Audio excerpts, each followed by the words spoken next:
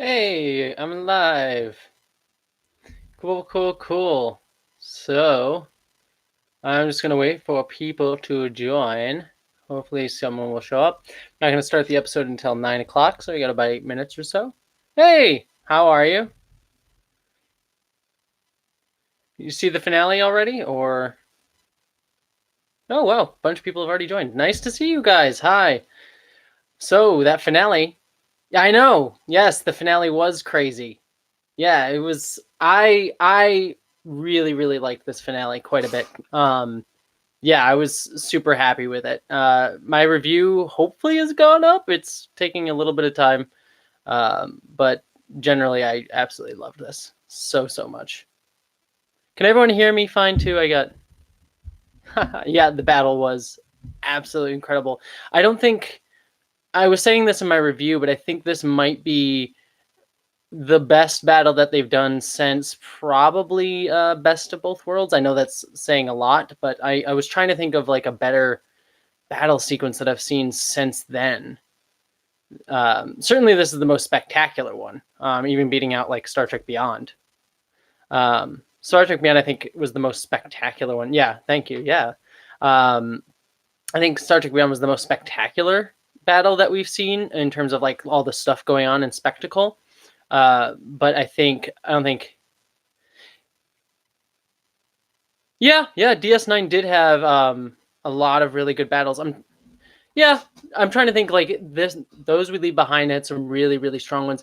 The problem, I'm just trying to remember specifically a lot of like Deep Space Nine battles. It's been a while since I've watched that show, even though it's my personal favorite Trek. I just can't remember any specific battles outside of like what we leave behind that coming to mind.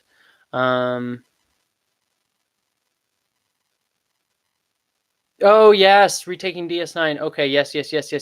Okay, I do remember that. Yes. Ethan Peck Spock was just like Leonard. Yeah, I especially when Ethan Peck comes onto the bridge without the beard at the end of the episode. I was shocked by how much he looked like. He honestly, I think he looked like a good cross between uh, Zachary Quinto and Leonard Nimoy. And I know that's not something he could help, but he did look like wow. If Leonard Nimoy and Zachary Quinto had a love child, it would be Ethan Peck in that moment.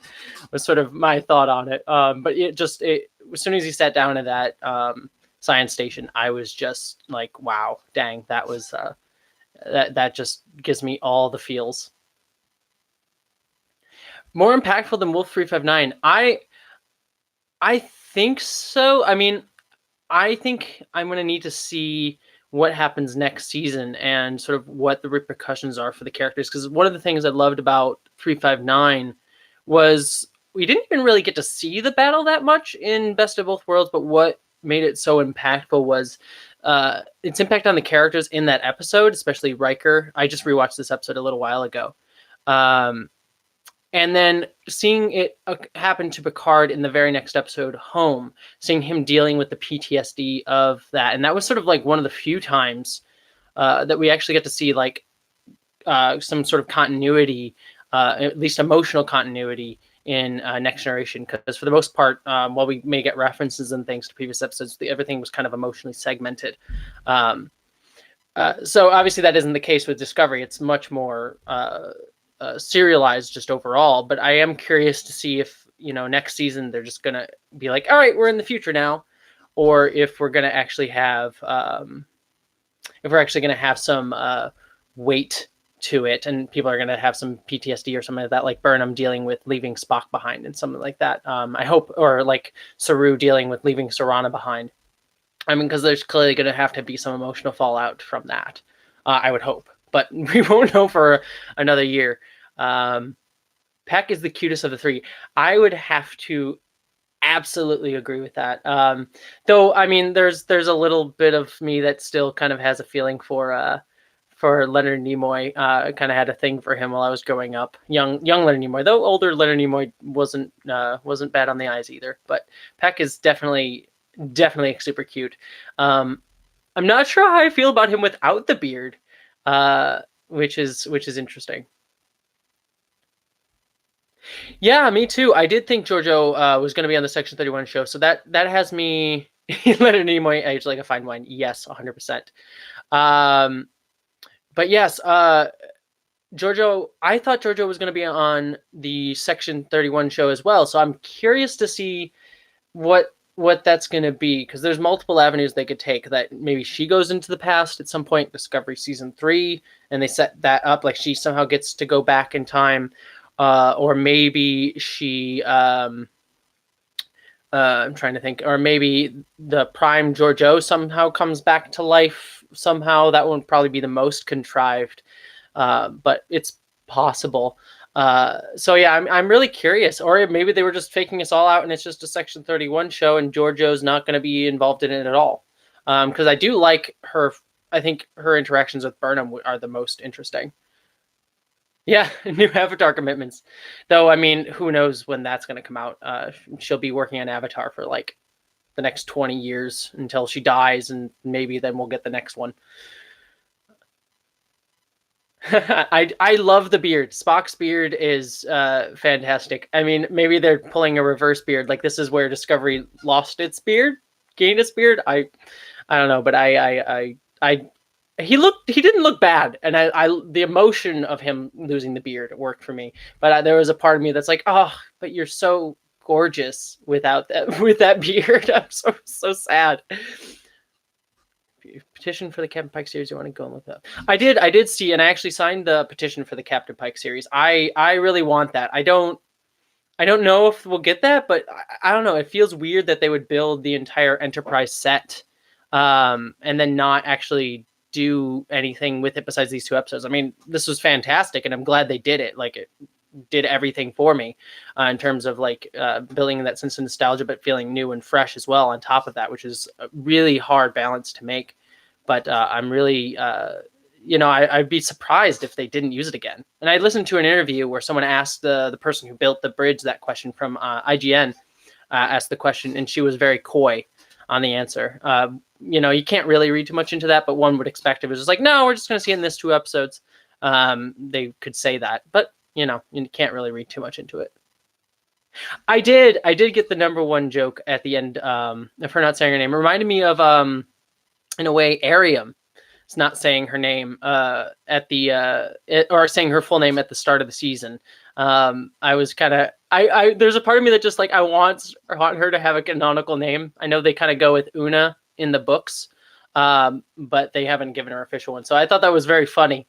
But I'm always for naming.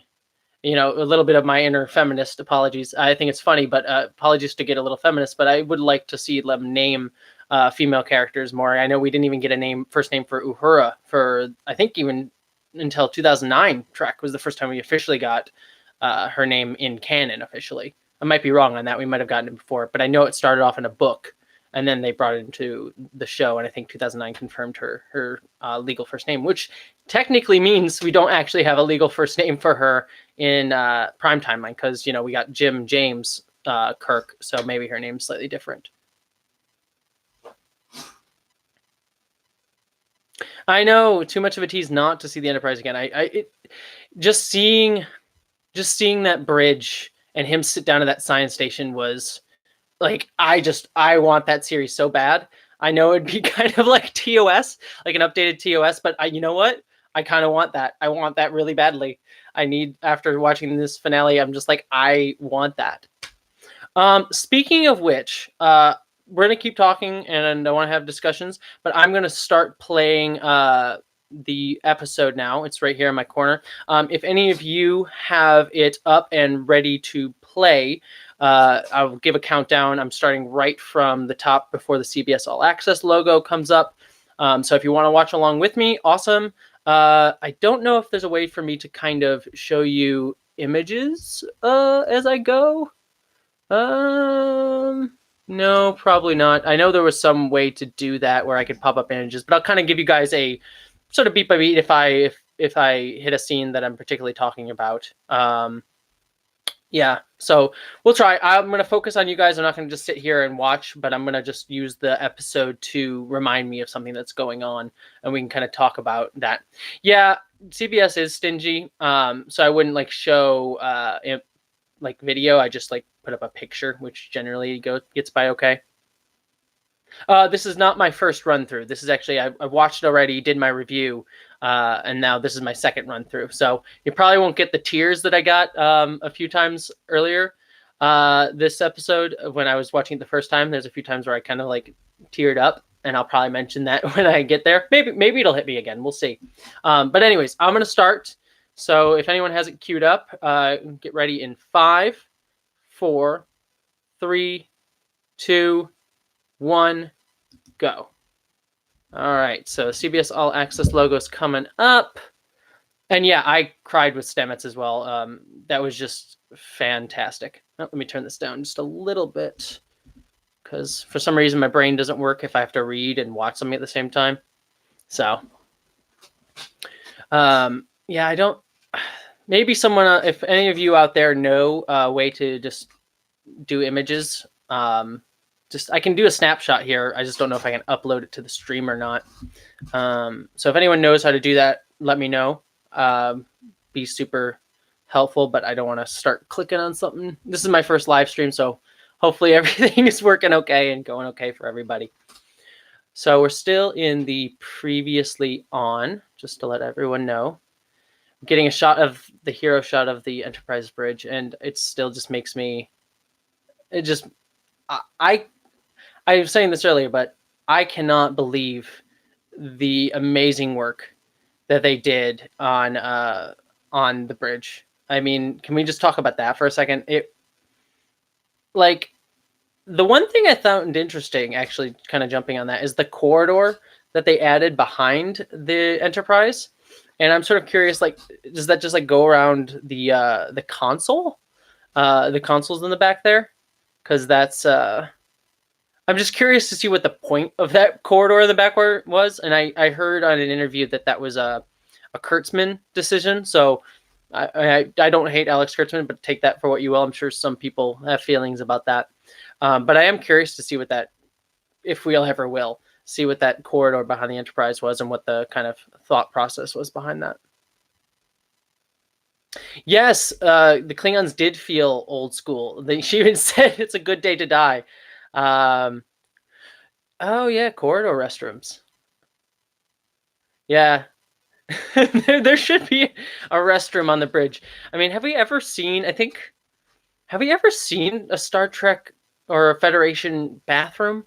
I think the only one I've ever seen that to my mind is Discovery Season 1 with Paul and Hugh brushing their teeth together. I'm sure we've probably seen someone get attacked or something in a bathroom at some point, probably Voyager. I feel like there was like a shower scene where someone got attacked in a shower or something, but yeah. Oh, you haven't seen it yet? Well, I won't. I'll try not to spoil for you on the spoiler cast, but it's a really great episode. The finale is fantastic. Where we're at right now, just to get everyone to know, we're looking at all the pods flying through. Oh, Enterprise did have one. Oh, the episode where everyone devolved in TNG. Oh gosh, that was actually one of the first TNG episodes that I saw, because my entry into Star Trek was very strange. I kind of fell backwards into Trek, where I listened to Star Trek Nemesis audiobook. It was the first thing ever that I listened to that I heard of Star Trek at all. Then I saw Nemesis. Then I saw season 7. Yeah, I know, right into the deep end. The audiobook, not even the movie. And then I watched season 7 of Next Generation because my dad bought me the DVDs of that. And I think that's the season where they have, I think the episode's called Genesis. And I think it's that season. Maybe I'm wrong. But I just vividly remember that episode. I remember loving it as a kid, but then going back to an adult and be like, whew, okay, that was an episode that happened. Archer butt shot. Yeah.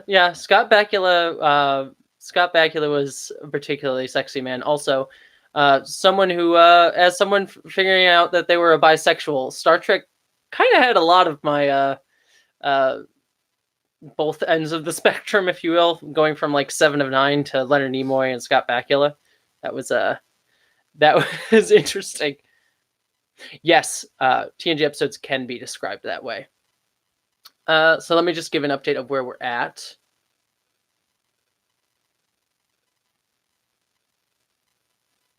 So Saru is on the bridge.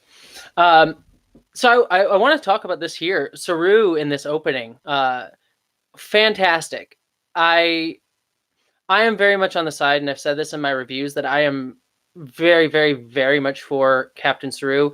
And I get that the series kind of has this push and pull of like, maybe Burnham will be captain, maybe Saru will be captain. And I know that the end game of the series is Burnham becoming captain. And I think that that's what it should be at the end of the show.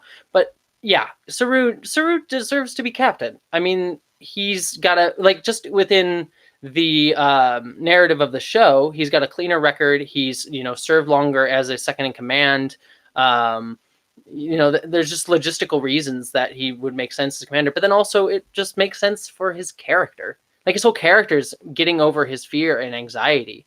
I have to say Saru just deserves to be captain.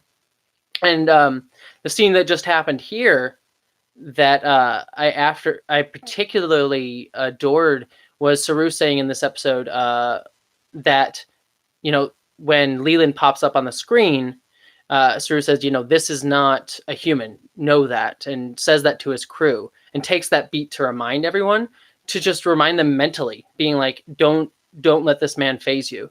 Don't let him throw you out of whack because you're seeing sort of essentially a dead corpse on screen.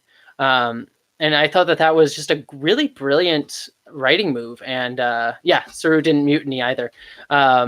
A really brilliant move by Saru that I thought just shows really how that really, like, now that I'm thinking about it, shows like his two sides of the coin of, like, he still is able to empathize and understand others, but now can do it with a way that is much more fitting as a commander. Yes, the Borg route in the end. I was worried too that they were going to have I was worried that they were going to have some sort of thing where, like, Leland gets sent back into the past, and that's how we get the Borg origin way, way, way, way back in Borg. And I sort of had mixed feelings about it. I know a lot of people hated the idea of that this being a Borg sort of prequel, and I guess are happy that sort of didn't pan out. I didn't hate the idea on its face. I've always been a fan of the Borg, even, sure, a lot of people are. And I know some people kind of hated them for being overused in Voyager. And I definitely think there were some times in Voyager where they think, like, why is this a storyline? But I don't know. I genuinely found myself always curious about the Borg. I would have liked to see an updated Borg as well. I think this is kind of an updated Borg, honestly, in a way. So we kind of got to see that sort of proto-Borg idea. And it would have been nice. I don't know. I kind of would have liked it. Yeah. I don't think Janeway destroyed the whole collective. If you want my super, super nerdy answer to that question, there's a really brilliant book series called Star Trek Destiny. It's a 3-book trilogy taking place after Nemesis, in part of that book continuity. And I would recommend reading that trilogy because it's absolutely fantastic, because it ties together a lot of the Next Generation timelines with Titan and Riker. It ties together. It even ties an Enterprise, or more specifically the Columbia from the NX-02 Columbia, and gives actually an origin for the Borg that I thought was really interesting and a cool look at it. So I would recommend, and also shows what happens to the Borg at the end of the 24th century. So if you ever get the chance, Jay London, I would highly recommend Star Trek Destiny. Great book series. there's books that take place before it, between Nemesis and those books.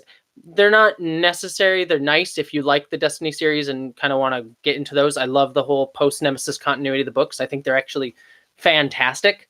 But if you just read any of them, read the Destiny trilogy. It's absolutely fantastic. Let's see. Let's see. Having a new Nemesis is kind of cool too. Yeah, new Nemesis would be very, very, very cool. Sorry, I'm just going to quick check where we are in the episode. So, okay, we're at the part where Poe shows up and basically gives the idea of you have to attack 2 ships with 1 ship. What were people's thoughts on Poe this episode? I'm curious to see what they thought about Poe.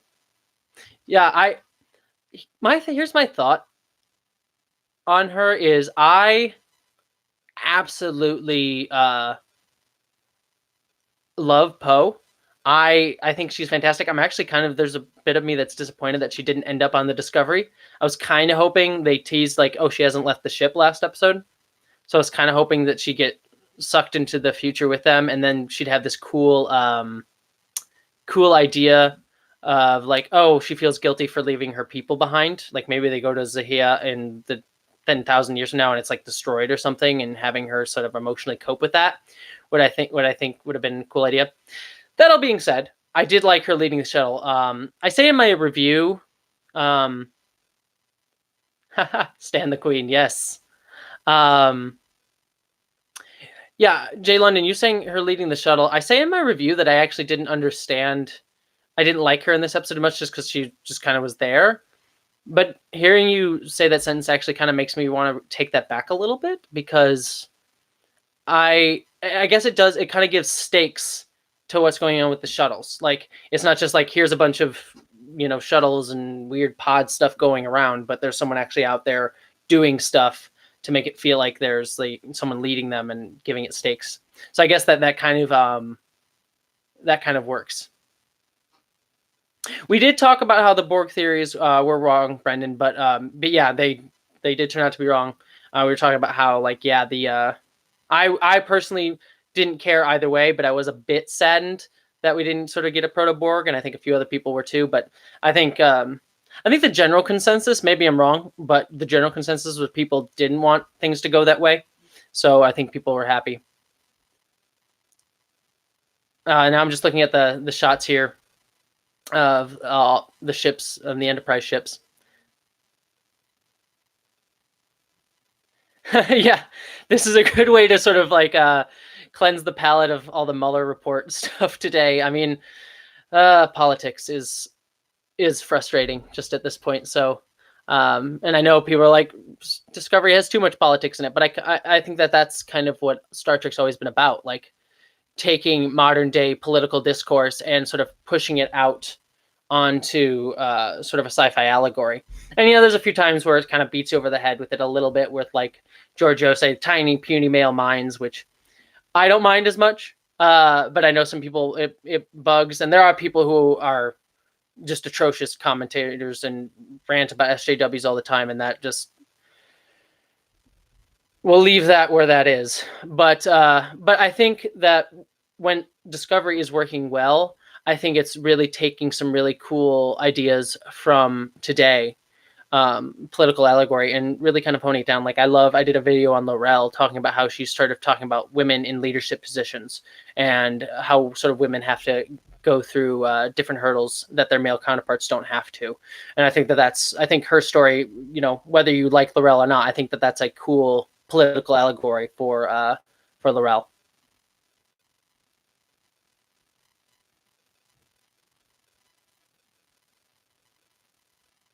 Good reason for the Federation not to experiment. Yeah. I mean, good. I love Laurel. I adore her. I know there's some hate for her out there, but I adore her so much. She's so, I just like seeing a badass female Klingon.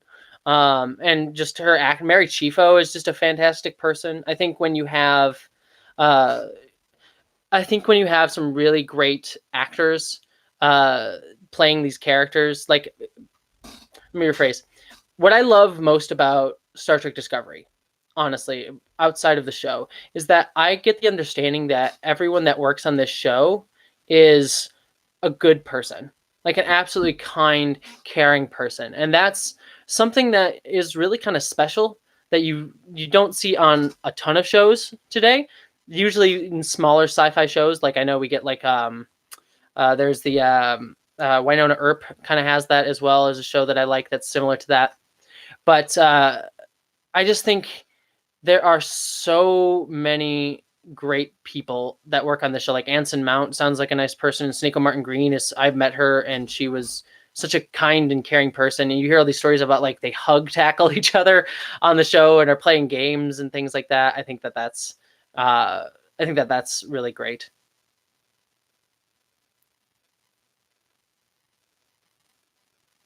Yes, strong Klingon women besides the Duras sisters.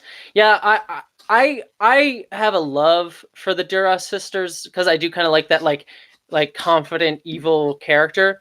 But you know, I do like that we get a little bit more complex Klingons and complex Klingon women. I think the only other Klingon woman that I can think of off the top of my head would be Worf's baby mama, for lack of a better term. I forget her name off the top of my head. Uh, yeah, me too. I forgot. I forget her name. And she was a strong character, but she really was there just to propel Worf's arc. Kalar, thank you. Jatsia's mother-in-law. I don't remember that. I remember the marriage episode. I'm sure you're right. I just don't remember off the top of my head. Um, but yeah, Kalar kind of was there just to propel Worf's story forward, which is not necessarily a bad thing. It's not like she was badly written or anything. But I do like female Klingon characters that exist in and of themselves and do kind of their own thing.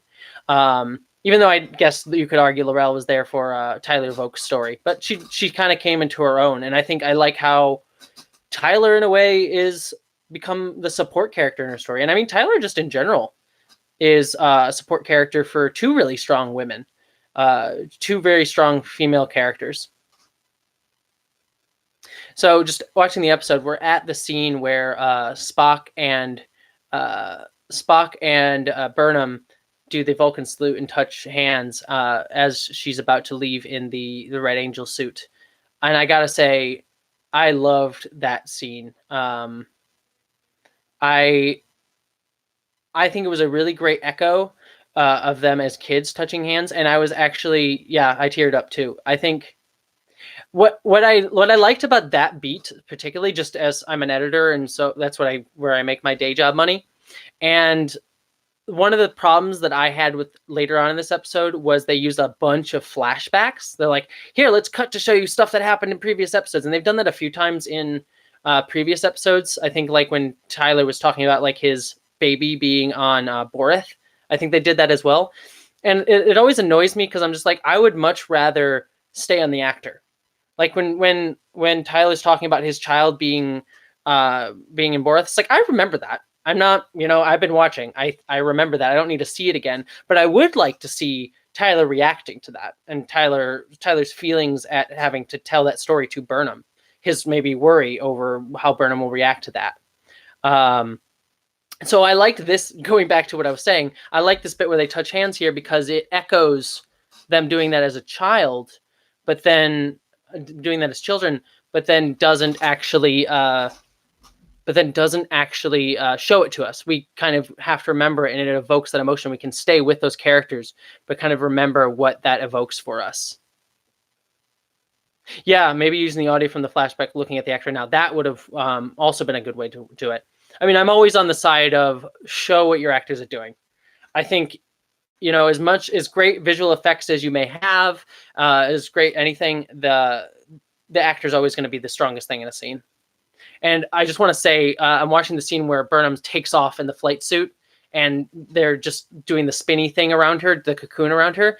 And I got to say, that was, speaking of just cool visual effects, to kind of go against what I just said, that was super cool. When she passes over the Enterprise, I'm like, that's just, that was brought, I'm getting actually just chills watching it right here. It's just so cool. Yeah. It was just, sorry, I gotta like watch this for a second because it's just such a badass moment, honestly, to just see her skim across the Enterprise. It was so great. Yeah, Brandon Cunningham, I agree. There were some weird editing choices in this episode. Yeah, when she touched her hand the saucer, yeah, that was just fantastic. And it's such a human thing to do. It's something small that you wouldn't, with visual effects like this, you think they're like, okay, we gotta keep it, going and get things in on budget and stuff. So I like that they took the moment to have like the human moment of her touching the saucer. That's a great human touch and otherwise super chaotic visual scene. Um, what was I? I was just ranting about something, but editing choices. Oh, sorry. One thing I want to say, speaking of editing choices, Leland's currently attacking the bridge here in the episode. I liked this quite a bit too. I'm going to be saying I liked this a lot, sorry. Because it was a repetition of the jump forward we saw last episode. So we felt like everyone could die here, and there were stakes in this little repetition. I almost wish they had killed somebody, like one of the side bridge characters, who I do want to know more about. But I feel like we could have lost maybe one of them to sort of heighten the stakes, because I think the only person that dies here, and spoilers if you haven't seen the episode, the only person that dies in this episode is Cornwell, the only person of note. And so I would have liked to see a little bit more death, just to kind of do the Serenity Joss Whedon thing of killing somebody so that we feel like there's stakes and that anyone can die at any moment. I think that would have been a strong way to go. Giorgio basically being, a bitch, but the best kind of bitch. No, we aren't the leaves on the wind. Oh gosh, now I'm sad about Wash. That still kills me. Non saying yum yum was such a weird choice, but I love it because it's such a character moment. Yeah, Jay London, I was wondering it too. I said in my review I think she got knocked out, but see that was one of my major problems with the episode. I loved that fight sequence was very Inception-y, but super, super cool. And I'll probably talk about it when we get to it. But yeah, I think Nan gets knocked out and she's the one on the floor of the corridor. I'll have to watch it when we see it here. But yeah, it was just confusing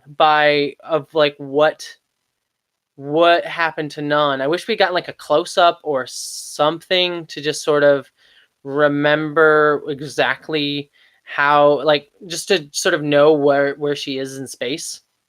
But I don't think she died. I think she got knocked out and is on the floor of that corridor, and then we'll see her next season. I could have conceivably seen her dying in this episode. Would have been a bit of a waste because I do like her character and we do deserve to see her a little bit more. I mean, I feel like that's almost every character besides Burnham and Saru and a couple others. But and that is something that at the end of this episode, yeah, Nan does get taken out of the equation quite a bit. I think my problem with Nan is just the one episode way back where Ariam turned evil. Hated that bit with her because I like that she was investigating, but then why would she not do anything? Why would she not say, maybe we don't let Ariam go on this mission? Maybe someone else. I'm kind of suspicious of her. She kind of made a weird, vague threat to us pulling my breather off. We do. Yeah, she does need a moment to shine. We do get some really great Enterprise shots here. I think one of the things that really I loved about this episode overall was the music and how they mixed TOS and disco music, especially when we see shots of the Enterprise. Just again evokes that sort of chilling down my spine for her. Oh, so I'm at the moment with the little Wally bots coming out to fix the Enterprise ship, which was such a weird. It's such a weird moment to see these little Wally bots here. I'm not entirely sure who thought of that. I mean, it's cool. I like them. I don't despise them in any way, but it was just sort of okay, I guess those are things now. So I don't hate them. They reminded me of the little like cleaning Wally bot who like goes around cleaning up all the scrubby things. I thought they were cute, but I wish they had done more because I honestly am like those are cool.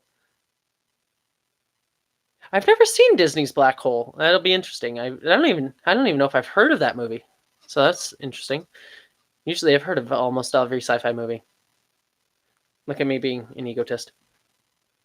Oh, it's tons safer than letting people out. I mean, I'm honestly thought that was something that we needed well before this, but just surprised we hadn't seen anything like that before.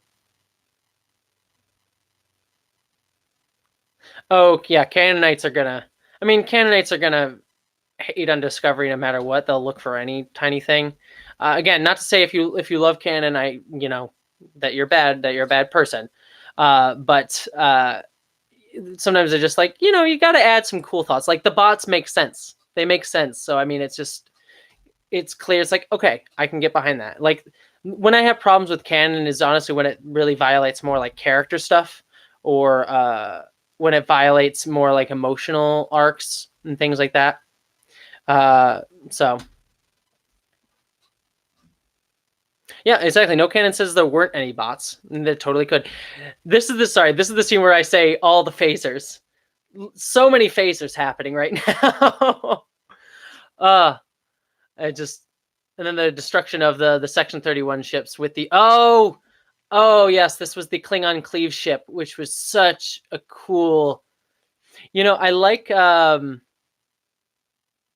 hate. I mean, sorry, I was looking at someone who said hate. I love the concept of the Klingons just having a ship that just is like, fuck all y'all's, excuse my language, that just goes through and just battering rams everything. That's such a Klingon ship idea. So I just like, I love that concept. And maybe they had that before. I mean, I'm sure they've done suicide runs before, but I don't think we've ever had a ship until like Discovery Season 1 where the a Klingon ship is just like, nope, we're just gonna battering ram right through. TOS ship phases are blue. Yeah, they were blue. Serana showing up. How do we feel about Serana showing up? Because my thought on it was, well, I liked the character moment for Saru and sort of building her in to it. Like sort of making the red burst feel like they were all building towards this moment. I like that. But it also made me raise all these questions of sort of like, so did they take out the Baul? Are the Baul gone now? Yeah, it feels a bit contrived. Like this is the one problem that I have with it, and I'll probably talk about it more in my full length review of the season when I come out with that next week. So stay tuned for that, if I may plug.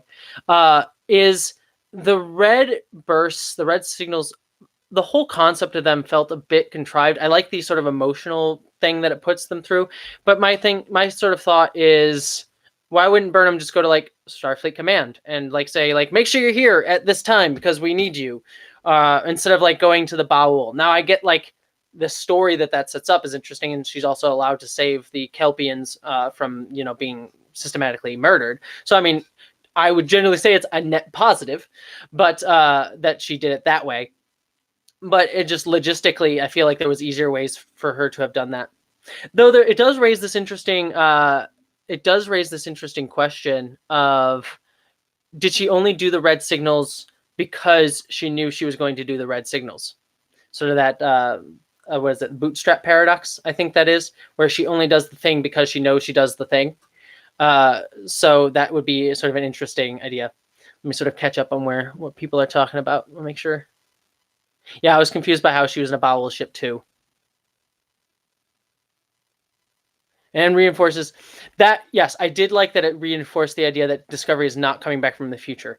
I did like that this episode really kind of ends as a good wrap up to this entire sequence of events, to this sort of timeline for Discovery. We sort of get the end of L'Rell, we get the end of like Saru with his sister, we get the end of Cornwell, all these sort of like tying up loose ends. So I don't feel like we need to come back here. But then obviously there's enough meat there for like the Section 31 ship to, or Section 31 show to have enough leeway to sort of forge its own path, but still build off of what Discovery did as well. So, I'm curious. I think I wish we had gotten a little bit of like where they were in the future. I think the only thing we get is like Calypso, and now I'm kind of curious how. I'm honestly really curious to see how Calypso is going to tie into all of this eventually, because the Calypso was left for 1,000 years, and that's how it developed the sentient AI on it. So did they like get to the future and they leave it again at some point, or I'm just curious how they're going to make that work. And there's I don't know if this is true, but there is a mild worry in my heart that was sort of a weird drop storyline from the previous showrunners, and then when the showrunners switched in the middle of the season, that Calypso storyline kind of got dropped. So I was kind of I'm kind of worried that that's going to be the case. I hope I'm wrong, and I'm sure that they probably wouldn't have put it out if that was the case. But there is just that mild concern, because I love Calypso so much that I'm a bit nervous that that's not going to get adequately tied into the plot. I wish it ended with them being interviewed by Temporal Investigations. Yes, that's the Temporal Investigations from DS9. It was such a cool concept. It was so funny in that episode, but like, honestly, I would watch a Temporal Investigation show. Basically, it would probably have to be like a 29th century sort of thing. So yeah, I would have liked that. So now we're getting Cornwell and Number One going into where the Photon Torpedo is. And as soon as I saw the scene, I knew it was like Cornwell's dead here. This is her goodbye. It was like very clear from that beginning of that scene.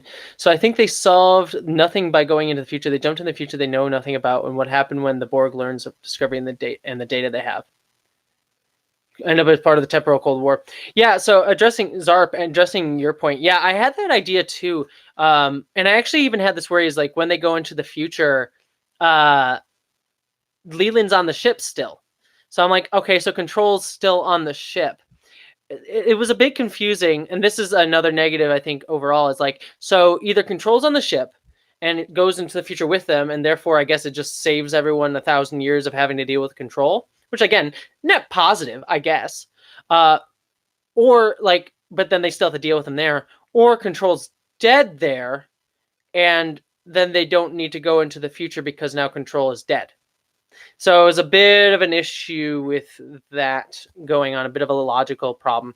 And again, you can solve it by saying something like, well, Control's still around in this time, but then again, then that means that's a plot thread that you kind of have to deal with going forward. So if someone else has another idea, yeah, Control must still be in 2258. And actually, I'm going to be honest, as much as I like this episode and I love the Control storyline in terms out of what it does for our characters, I will say overall, I'm a bit disappointed just in Control as an idea, just because it felt like very one-note villain. Like, oh yeah, I want to control everything and kill all sentient life, which is very like uber villain-esque. And he didn't really have like a strong motivation. Say what you will about Star Trek Discovery Season 1, the villains in that season had very clear motivations and clear ideas. Like you had Chakuvma had clear ideas. You had Mir Lorca had clear goals and motivation, and we had depth to his character. You have I forget his name, but there was the other Klingon after Takuma who was just sort of like a power-hungry douche nozzle. We had a clear thing. Whereas Control, yeah, if we saw his programming better, I think I would agree. Like, I do know there's the DS9 book about Control in Section 31. I do want to read that at some point. I'm curious if that I don't know if that's going to still work in canon or not, just with this, but maybe it does. I'd have to go back and I'd have to read it in the first place to know. Yeah, no, they didn't kill Tilly. Tilly doesn't get much to do this episode. She's kind of just there, just saving the shields, which had no real emotional stuff. I wish she had had a bit with Poe. That would have sort of given her some sort of emotional stakes going on. All right, I gotta say, Burnham's doing the time jump here, and the visuals on this time jump, fantastic.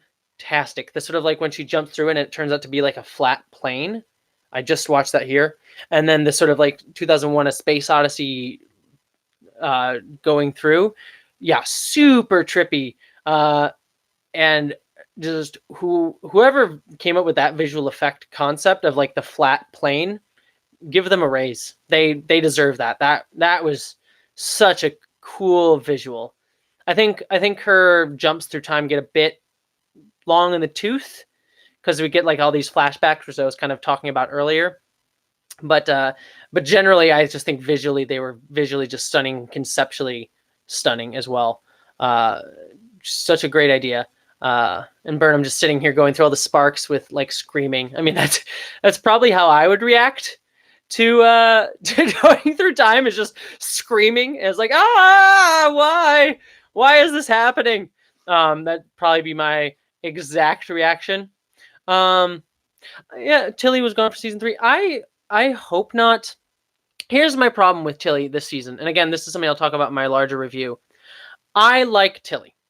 I think Tilly is a good character when used well. And I thought generally through season 1, she was mostly used well. And I thought the humor that she brought to the series in season 1 worked because it worked in character. Like the moment I go back to that was really funny was when in season 1, they're hailing the Mirror Universe ship and she has to pretend to be the captain for that moment. She goes, "What the heck?" And that moment, that was funny, but it worked for her character because it was a humorous moment that made me feel like she was scared and she was kind of terrified of having to do that, but then had to muster that confidence. So it was like a humorous moment that made sense for her character. And then this season, I think what they did, and I'm just, this is just conjecture, but it kind of feels like this, is they discovered it's like, oh, Mary Wiseman is a very funny actress. So and she is hysterically funny. I think all the jokes she makes throughout the season are funny jokes in and of themselves, especially when she's riffing. But I'm sure what the direction was, they were just sort of like, Mary Wiseman, you feel free to ad-lib. Feel free to make any jokes you want because we know you're funny and people like that and people responded to that.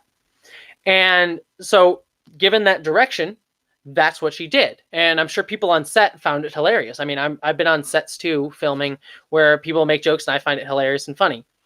The problem is when you then edit that in the episode, it should have been cut out because most of the time it feels like it's just distracting from the moment. And that's why she gets annoying to people, is because she's distracting from the moment. Her humor is not coming from the moment; it's taking away from the moment. It's a moment that's kind of come from the side, as opposed to working in the moment. And that's why people, I think, overall have found Tilly to be really annoying this season.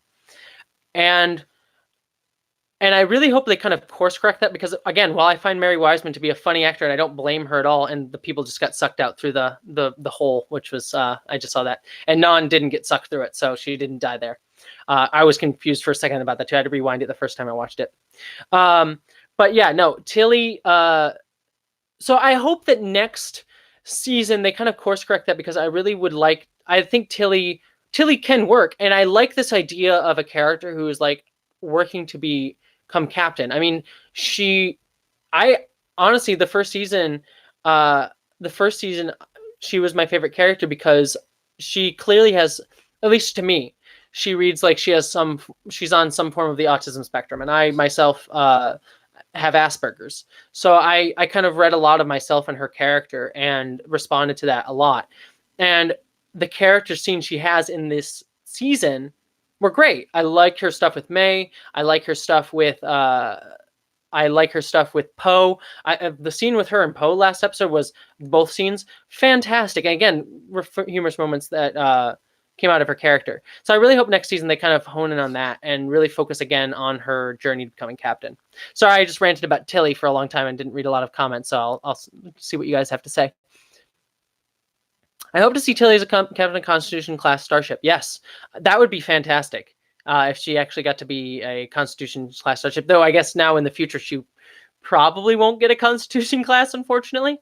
But maybe she will get some ship. I do hope she gets some form of ship, some sort of command moment as the series goes on.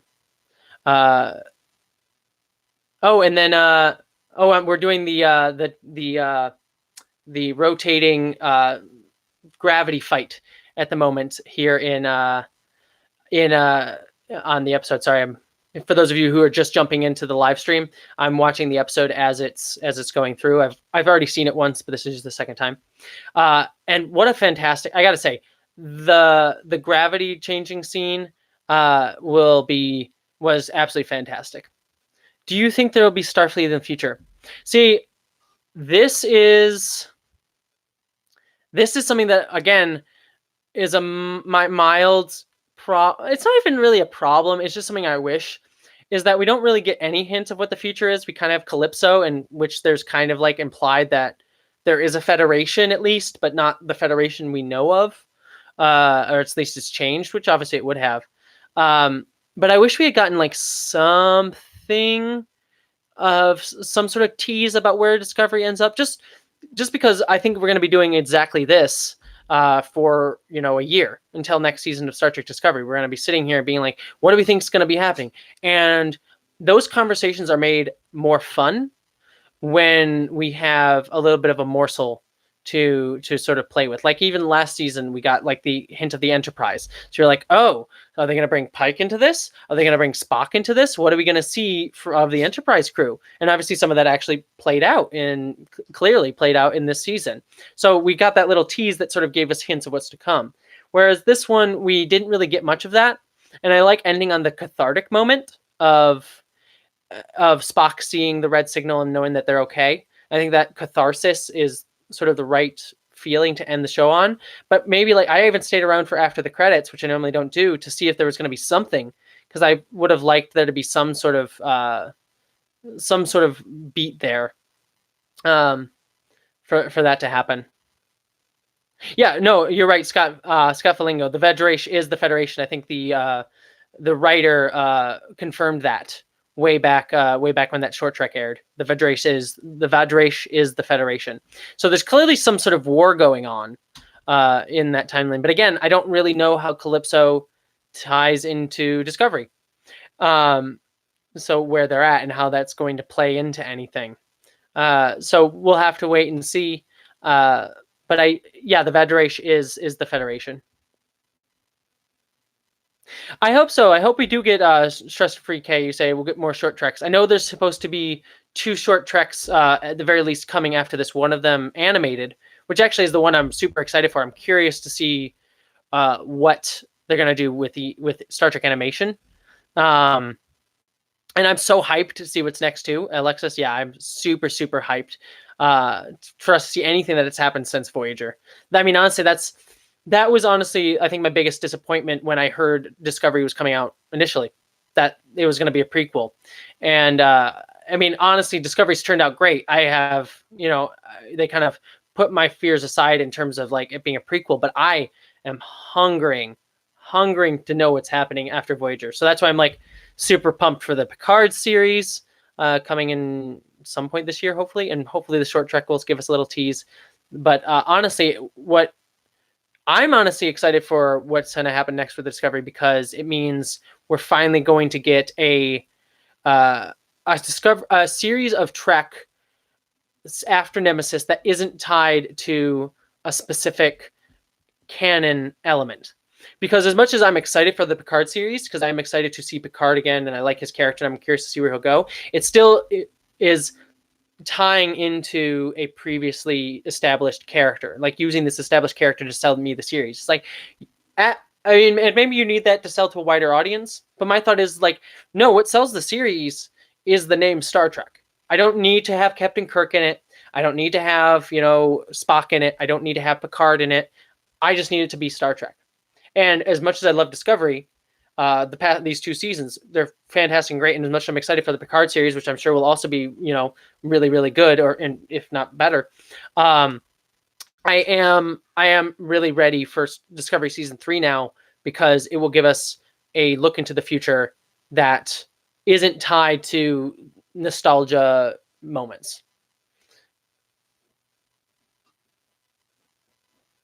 Let's see. Sorry, I want to make sure I'm responding to you guys. If that guy in Calypso is human and fighting the Federation, maybe Earth left the Federation, the middle of Federation space. I want the West Wing, but set in Federation. Brennan Cunningham, have you read the book series Articles of the Federation at all? Because if you're looking for a West Wing in space, the book series Articles of the Federation by Keith R.A. DeCandido is the whole concept of that book is West Wing in space. It's West Wing in Star Trek, excuse me. So it follows the president, the newly elected president of the Federation, and having her deal with a bunch of different situations that come up. So if you're looking for the West Wing in space, or West Wing in Star Trek, excuse me, not just space, West Wing in Star Trek, I'd highly recommend checking out the book Articles of the Federation, if that's something that you're interested in. In fact, do I have it within reach of me here? I do not. The book is over there on that shelf right there, so I don't want to walk away too far. But yeah, check out Articles of the Federation. But I agree. That's what I'm kind of hoping all these spin-off series do. Show us something outside of Homefront on DS9, great. Yeah, that one was good as well. Hope showing us the Federation and the world outside of Starfleet. As much as I love Starfleet, and as much as I want to join Starfleet one day in some weird time jumpy future that I get to partake in, I would like to see some expansion outside of that. Like get the West Wing in Starfleet, get the West Wing in Star Trek, or see some civilian stuff going on. West Wing definitely has a bit of West Wing intrigue. That's actually one of the things I love about The Expanse is the politics going on in that. I love the politics of it. And sorry, I have to make note of what's going on in the episode here. This is where Cornwell dies and sacrifices himself, and Pike watches. And I gotta say, this moment didn't hit me I like Cornwell, but it didn't like this emotion. This moment didn't kill me emotionally. It didn't hurt too hard. But what I will say about it is I loved what it shows to Pike. How Pike, obviously, in the moments before this, clearly had he's clearly worried about going to meet that future of him. Expanse did not get canceled. It was picked up by Amazon, so there'll be a season 4 coming later this year, I believe. But Pike was worried about going into that future and doesn't know if he could handle it. You kind of see him dealing with that for these past 2 episodes, and I really liked that he sees Cornwell accept her fate as a Starfleet officer. She goes and she stands at attention or at rest to accept her fate. And Pike sort of realizing if she can do that, I can do it too. And that says everything about his character. And it was just a fantastic sort of final conclusion to his arc. I think, sacrificing Cornwell in that way to serve, this character with Pike was, I think, a very strong way to wrap up her as a loose end. And then also sort of set Pike off in this really great future. Exactly. A Starfleet officer should accept their fate with dignity. And I think that Cornwell did that. Cornwell was a bit dubious in season 1. I don't know. I don't disagree. She was kind of dubious in the sense that she was let's get stuff done. Let's do some terrible stuff. And I guess, in the finale, she was also let's let's murder the Klingons. So yeah, that is kind of bad. But I will say that Cornwell is one of the few non-Badmirals that we get in the series. Almost every admiral, not almost, but a decent chunk of admirals in Star Trek have all been pretty terrible. I think my personal favorite. I'm curious. Does anyone have a personal favorite admiral? The one I personally liked Forrest in Enterprise. I always had a weird love for Forrest, and I was kind of sad to see him die in Vulcan's Forge, the Forge, whatever that 3-part Vulcan episode was. Admiral Ross was great too. I liked him as well. He was the Deep Space Nine admiral as well, I believe, right? I'm hoping that's Janeway. Yeah, Janeway was an admiral for all of 10 seconds on Nemesis. Let's see the Ferengi. Sorry, I'm going back a little bit. Oh shit, I want to see the Ferengi. Yeah, I do. Oh, the Ferengi. I mean, Ferengi were such a terrible, terrible idea. Well, not a terrible idea. They were capitalism. So, hyper capitalism. So great, terrible idea in Next Generation, but man, they made them work in Deep Space Nine. And yeah, I'd be curious to see how they work. Admiral Kirk. Yeah. Okay. Fine. Yes. Admiral Kirk. Yes. So yeah, DS9, they absolutely did a great job.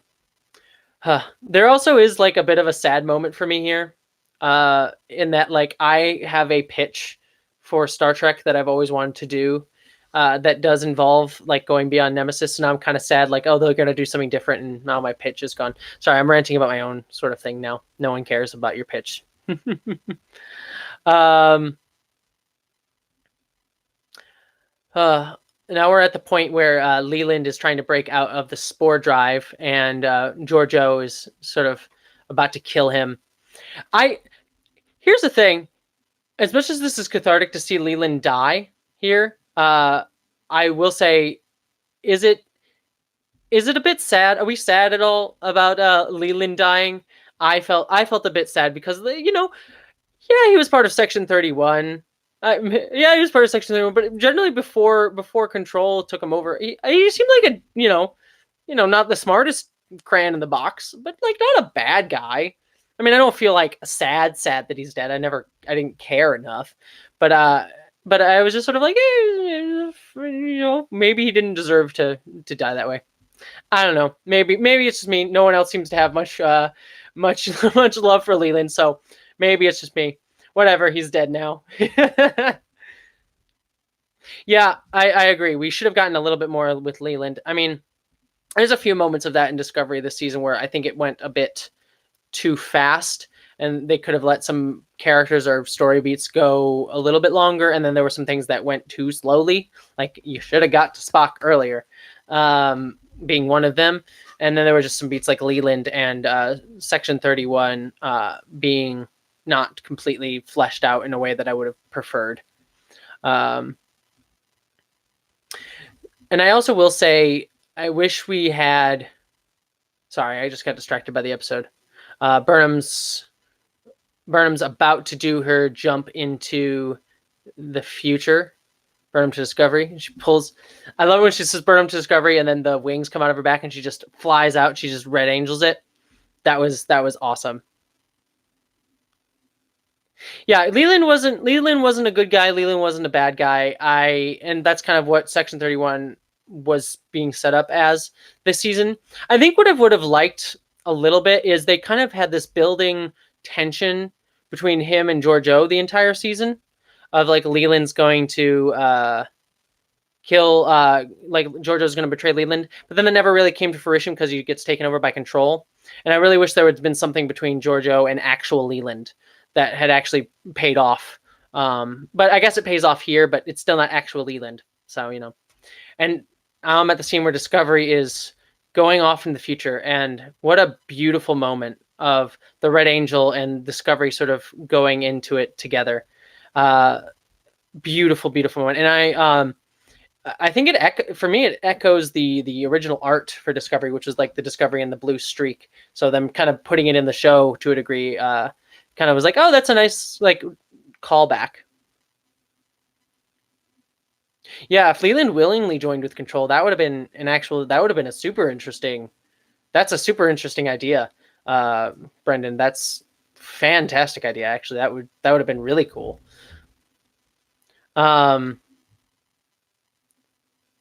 Yeah, and so here's the scene where Leland's now getting destroyed. There was a part of me that was just sort of like, oh, is this the Borg moment where he'll be like, now I'll go into the past.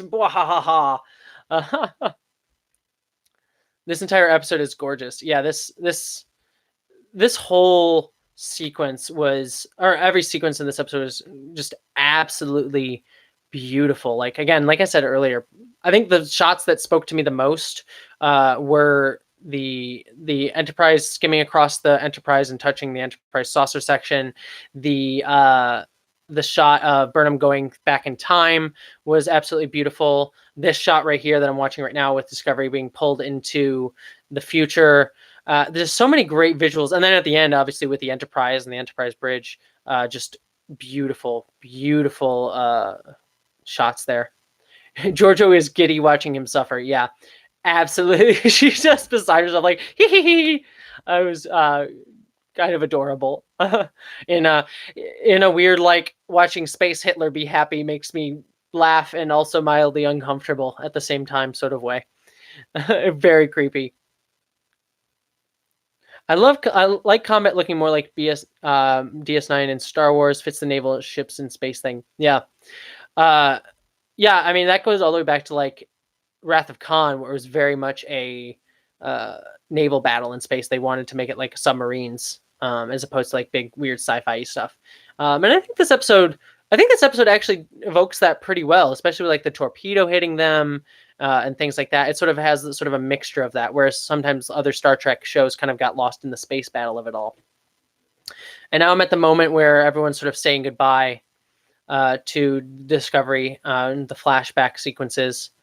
I gotta say, Ethan Peck's look as the Discovery warps into the future, what a brilliant face. His slightly open mouth. You could see his like awe and inspiration at seeing this beautiful moment, but also him realizing the sadness of him losing Burnham.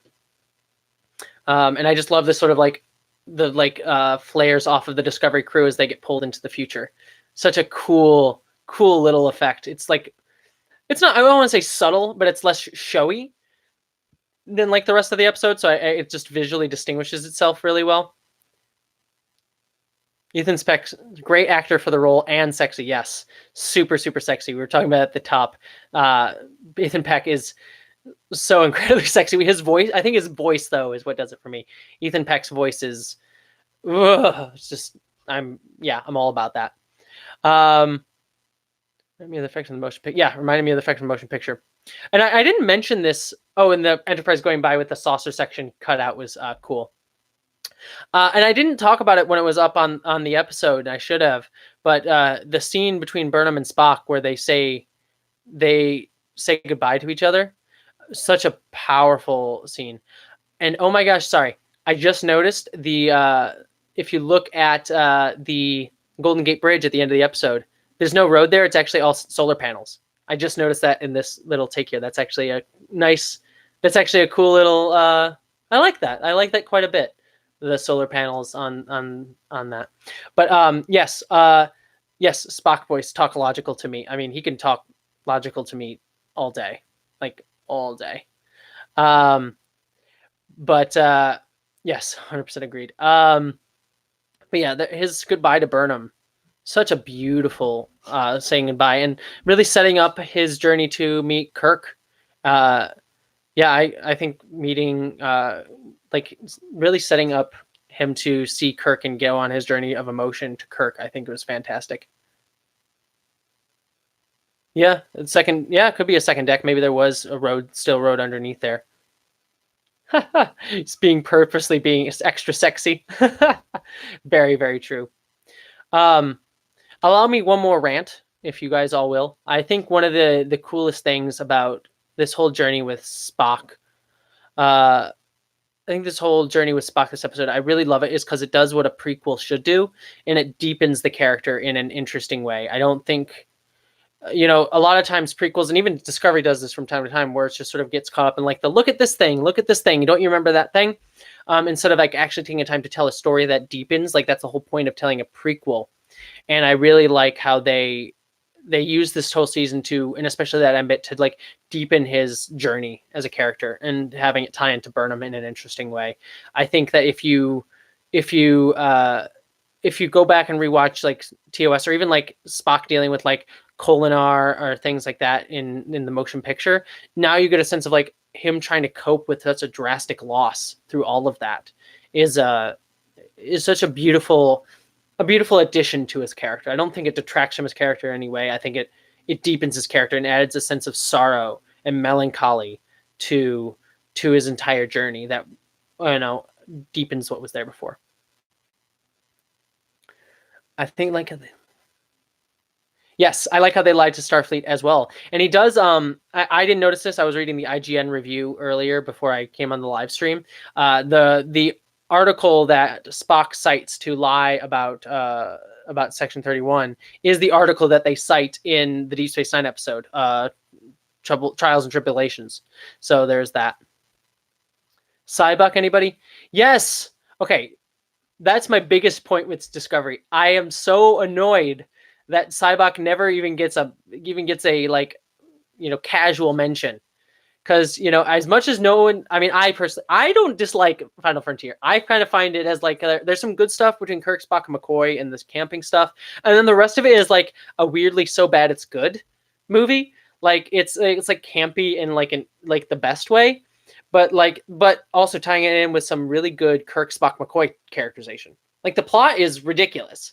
And Cybok is mildly ridiculous as well.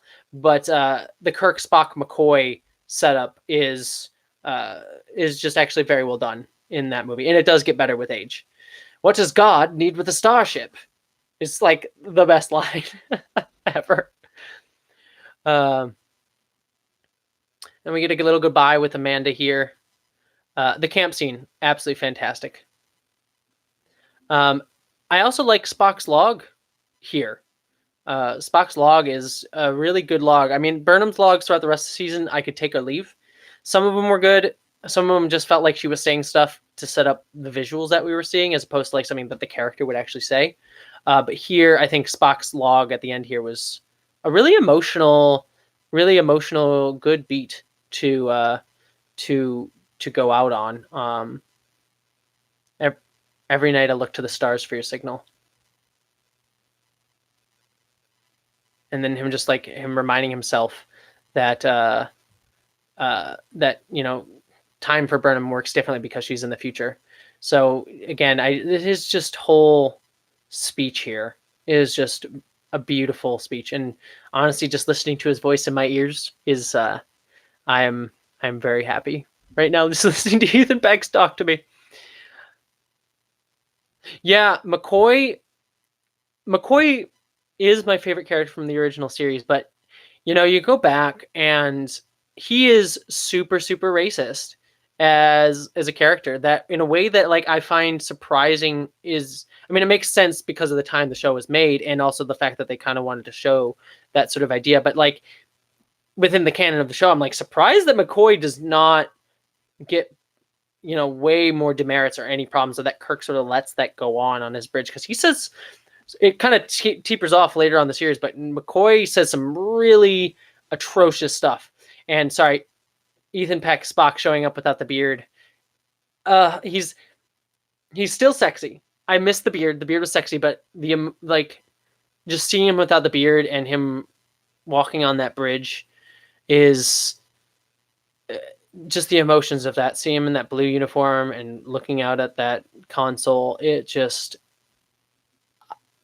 I'm just enamored just watching this right now. He just looks so much like Leonard Nimoy, but with the hint of Zachary Quinto in there, and then his own thing. And then Pike's smile right here he gives to Ethan Peck when they see the signal. I absolutely love it. Will Michael look up what happened to Spock and Pike? I hope so. That would actually be a really good character beat for her, to sort of learn what happens to Spock going on. Yeah, I am pissed that the image got leaked too. I even put it in my thumbnail for last episode, which I kind of regret now to a degree, because it was so great to see it here, and I'm sad that I didn't get to see it for the first time here. But and he's sitting at the console, and I just know there's the computer. There's one of the old style computers on the side there. If you go back and rewatch that shot, I see him at that station. That's just, oh, my inner Trekkie is so happy right now. Not my outer Trekkie. There's no way I'm Trekkie. I am all Trekkie. I have not seen the Trekkies documentary. I watched Trekkies 2 and For the Love of Spock, which is also a really great doc. If you want to watch a good documentary on Leonard Nimoy specifically, For the Love of Spock is a great one. I think it's on Netflix, either that or Amazon Prime. And the camera goes out of the Enterprise through the top, just like in the first episode. Um, but yeah, I never watched the original Trekkies. I watched Trekkies 2 because I heard the first Trekkies was a bit looking down on fandom, which I wasn't a particular fan of, especially when the time it came out, I was a little kid. So I was sort of like being bullied for being a Trekkie because I was a nerd in middle school and elementary school. So I kind of, didn't want to see something that was kind of making fun of the thing that I loved and kind of dealing with that. I'm sure it's a decent doc. I mean, I just know about that through hearsay, so I haven't like actually seen it. So it might be a good one. The new DS9 doc, I actually already have tickets for it. They have a one night only engagement around the country. Phantom Events is doing a one night only screening of the DS9 doc. So I'm super pumped to see that because I also think they're doing this might be on the DVD, but they're doing like an animated episode of Deep Space Nine. So that they're doing either on the DVD or part of the documentary. So I'm so pumped for the DS9 doc. Yeah, I mean, like I said, I probably will give Trekkies 1 a look at some point. I mean, I feel like I need to watch everything Star Trek at some point. The episode's over, so I'm gonna quick turn to you guys so you can see me a little bit better instead of me in the corner of the screen. Yeah, I'll give it a watch at some point. But I'm so stoked for the doc. Yeah, I'm assuming you're reacting to the fact, like, again, I may be wrong, but I've seen like images of them doing like animated DS9 stuff. More than likely, it is probably like a 5-minute episode that's animated. It's certainly something, but it's probably like a 5-minute thing. I doubt it's like a whole episode. Maybe I'm wrong. Maybe it's a whole half-hour thing. But there is some sort of DS9 original content that's coming out of that doc that'll either be part of it or something else. Hoping to do more like this for Game of Thrones. I do watch Game of Thrones. I mean, I've been debating doing stuff for it just because. I mean, here's the thing. I do have a full-time job, and I also am trying to do side stuff as well. And then I also want to make sure I have enough time to do like my full episodes, my full Friday releases for you guys and other reviews and things. So, and I do kind of want a little bit of time for myself, so I'm not doing this all the time.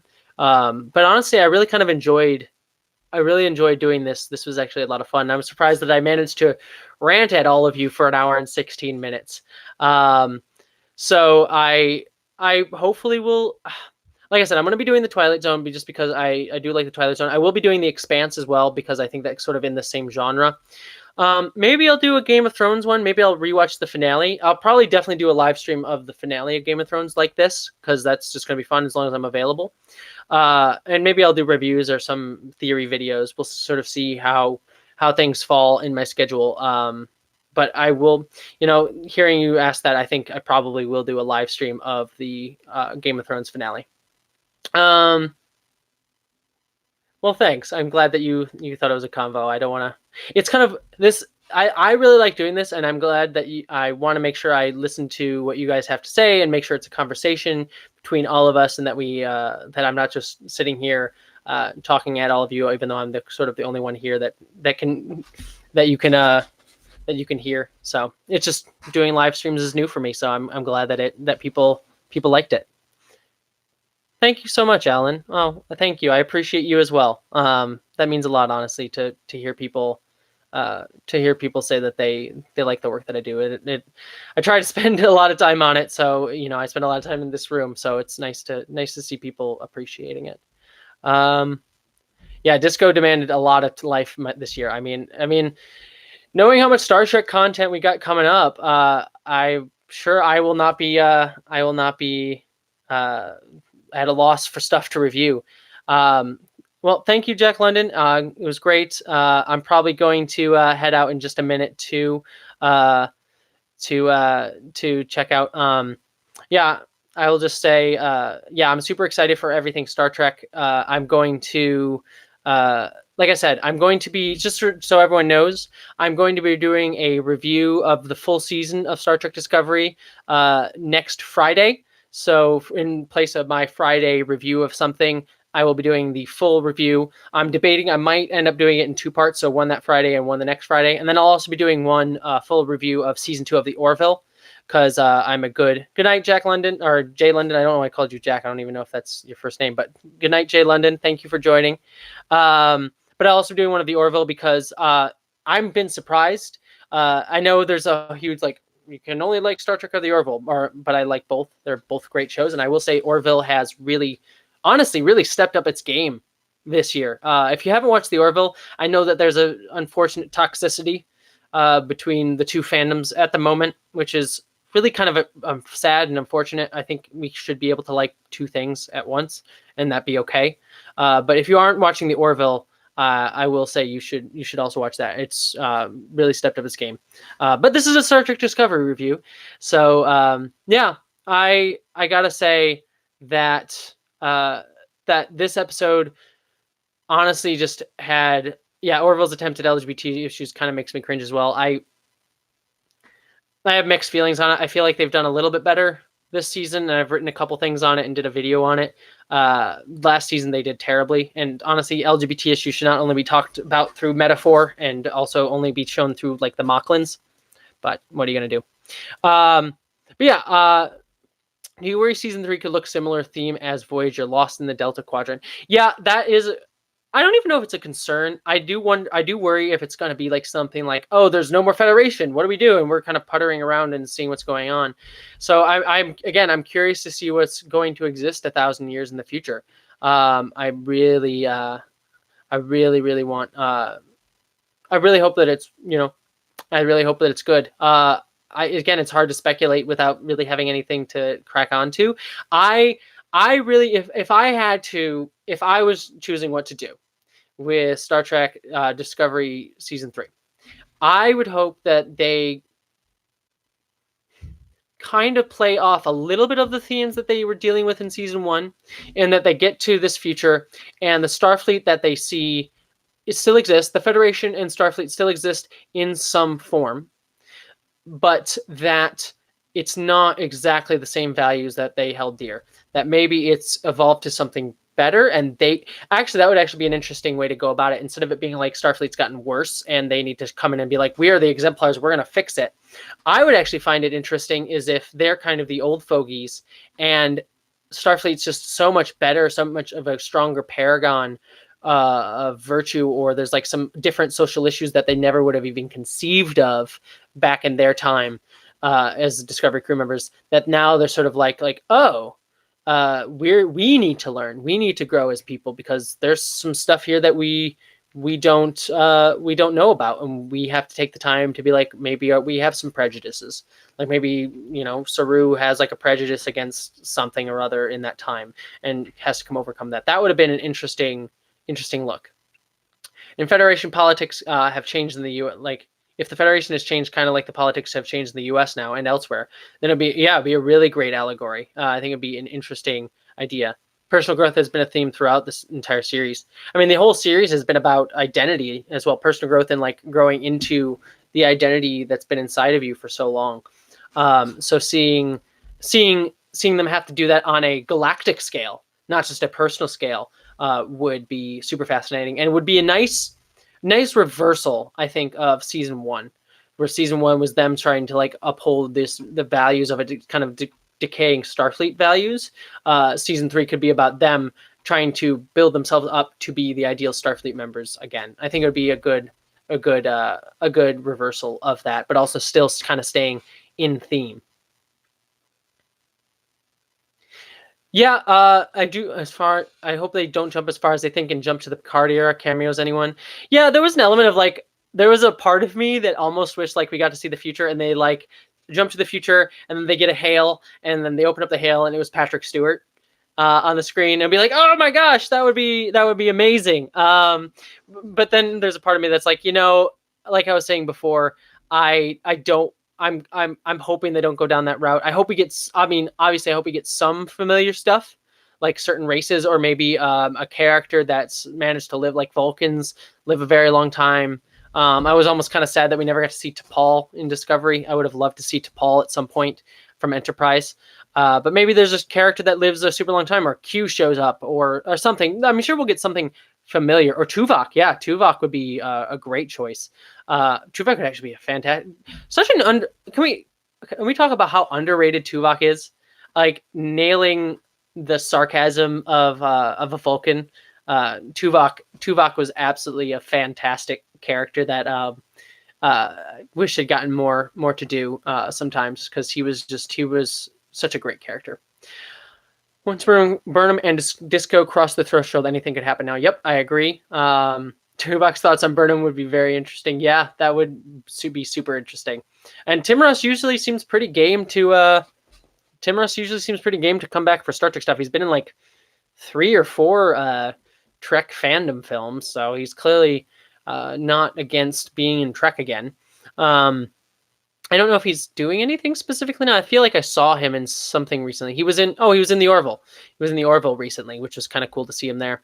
Weird how it's strange how the Orville's gotten a lot of guest stars from old Trek shows. I mean, probably because the writing team for the Orville has a lot of older Trek vets on it. So it's been kind of nice to see them there. But yeah, I would love to see Tim Russ show up in the next season of Star Trek Discovery. Okay, so apologies everyone, but I have work in the morning, as I'm sure some of you do as well. So thank you all so much for joining me. This was absolutely a lot of fun, and I'm totally going to do another live stream. I can't believe I haven't done it before, because this was just absolutely a good time. And thank you all for all of you being wonderful people. And to keep going on that train, I want to say thank you to each and every one of you who have joined my channel over the past few months. My channel has honestly exploded a little bit. It's not like huge numbers, but like my channel has just really grown into something that I'm really proud of and happy of, and I'm really glad there are fantastic people like yourselves building a strong community here, and I really want to try and carry that forward. So like I said in my review video, if you haven't checked out my full review, which is a bit more concise thoughts, kind of, I'm going to be doing Sacred Treks. So if you guys want some more regular Trek content, don't worry, that'll be coming. That'll be sort of a look at using Trek as a text to learn, like what we can learn as lessons about how to be a better human, how to be a better person, and looking through at each episode through different themes. So the first episode is just going to be sort of me discussing the idea of the show and making sure that I have a foundation of like a mission statement. And then the second one will be following the cage through the theme of escape, and talking about like how escapism and how we can't always escape certain things. And you can even bring in ideas of Pike from this series as well. And yes, I'm trying to write in, someone says, look at the history of Section 31. I'm probably not going to do a lore video on Section 31, but what I do want to do is I'm going to be writing a video at some point about what the allure of Section 31 is, because Section 31 is an idea that goes kind of against the idea of the Federation just in general. And I always kind of liked it. So I'm curious, I want to kind of do a dive into why writers find it so alluring, especially when you get into shows like Deep Space Nine and Discovery, which, Discovery hasn't been as dark this season, but, has a darker tinge to it, and sort of what that says about us, that we don't necessarily believe that a utopia can exist without something like that. So I'm certainly planning on doing a video on Section 31. So yeah, Sacred Treks is coming. High Treks is coming. I'm going to be doing that as well, but a little less often. So yeah, be on the lookout for all that. And I'll certainly be doing reviews of short Treks, Picard series, all that fun stuff. So keep an eye on my channel. Thank you so much for watching. And until next time, all of you, I can't tell you from the bottom of my heart how much you guys, how much it means to me that you guys all showed up. So until next time, live long and prosper.